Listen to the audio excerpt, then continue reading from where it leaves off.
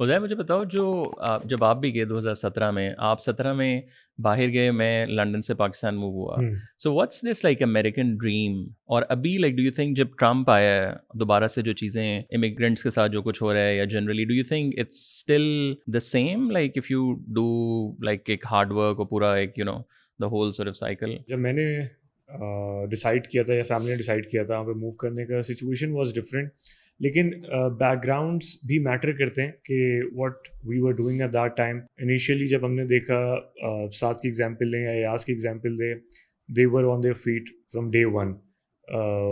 We were a bit relax इस मामले में ना। मैं इस पर अभी भी फैमिली को बड़ा रिगार्ड करता हूँ इस मामले में कि व्हेन वी मूव्ड हमारे पास इतनी सपोर्ट थी कि वी नेवर थॉट कि हाँ ये वाली चीज़ें भी होंगी। अमेरिकन ड्रीम की बात जो है, हमें जब आपने बोला कि एंटरप्रेन्योर्स के और इस तरह के लोगों को देख के हमें आइडिया हुआ okay so this is something that is achievable, जो कि शायद जब हम पाकिस्तान में थे तो हमने इस तरह रियलाइज़ नहीं किया कि कुछ चीज़ें मुश्किल थी, या हो सकता है ईजी भी होती, लेकिन हमें इस तरह के तरीके नहीं पता थे या हमें नहीं पता था कम्युनिकेशन या नेटवर्किंग कितनी इंपॉर्टेंट है। यही चीज़ हमने देखी कि चाहे वो पाकिस्तान हो चाहे वो यूएस हो, नेटवर्किंग या कम्युनिकेशन का जो एक एलिमेंट है वो सबसे इम्पॉर्टेंट है ग्रो करने में।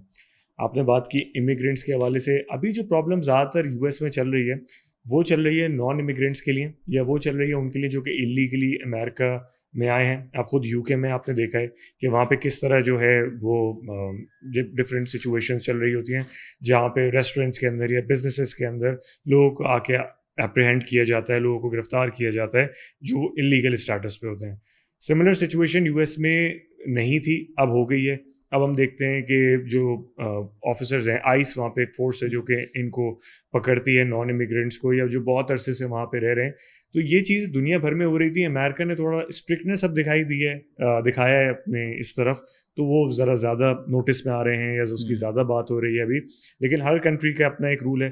पाकिस्तान में भी आई गेस इतनी ही स्ट्रिक्टनेस होनी चाहिए कि जब भी इस तरह के नॉन इमिग्रेंट्स यहाँ पे आते हैं तो वो आपकी बेसिकली कंट्री के मेन लोग के रिसोर्सेज यूटिलाइज कर रहे होते हैं, तो वो चीज़ें आपके सिटीजन को अफेक्ट करती हैं। यही चीज़ ट्रम्प भी जो प्रेसिडेंट है यूएस को भी यही बोल रहे होते हैं कि जब बाहर से लोगों का इन्फ्लक्स इतना तेज़ी से आएगा और जो उस ड्यू प्रोसीजर के थ्रू नहीं आ रहे होते, तो वो जो वहाँ के सिटीजन हैं उनका राइट जो है वो यूज़ कर रहे होते हैं।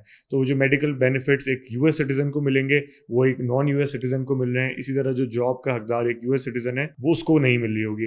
तो आई गेस ये वाली एक चीज़ है जो कि थोड़ा सा मिसअंडरस्टूड की जा रही है अभी आजकल।